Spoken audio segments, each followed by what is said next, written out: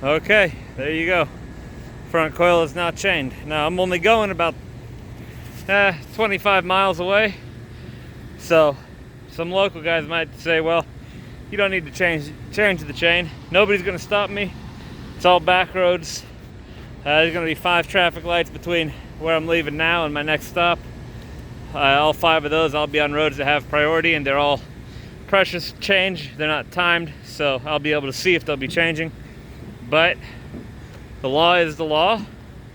No shortcuts. As you can see here with this strap, it is going around some, again, really thin material. So what I do is I have 2 edge protectors, and then I still place a metal edge protector on there, and with a rubber backing to prevent any chance of this strap getting cut. The chains are all direct across.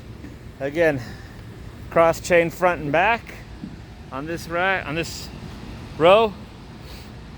These are, I like using these metal tracks on these smaller skidded coils. Helps to really kind of build a cage around the whole skid there, and creates if you tighten the chain down, it will be impossible for that to come out, no matter which direction the load wants to move.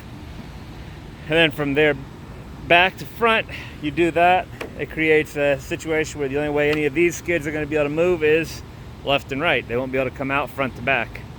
Again, something you have to watch for is these top skids here. As you can see, top skids are smaller on some of these. So, not exactly a straightforward load. You can butt them up as much as you want. That is completely making contact. Customer might not be happy about that, but they will take it. They always do.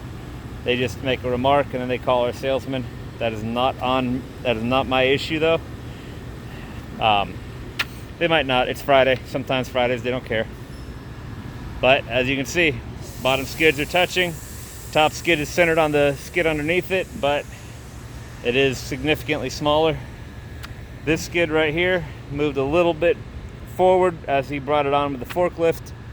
It is not terribly heavy. And then back here, the top skid is actually larger than the bottom, but the bottom skid is heavier, so you're just gonna have to deal with it sometimes. And then there's that coil still sitting there, hasn't moved an inch. Felt pad. These are oil absorbent pads. I believe there's some kind of a felt. All I know is if you can get your hands on one, especially pulling these kind of loads, these are absolutely lifesavers. If the coil was a oiled coil, dripping oil, I'd have one of those underneath the coil, maybe 2, and I still have one on top. Works perfect as an edge protector. It's grippy. It won't let stuff slide, but it won't let stuff cut through it. Really nice to have. So there you go. A couple extra binders. They are fine like that. I have a Conestoga, as you probably saw.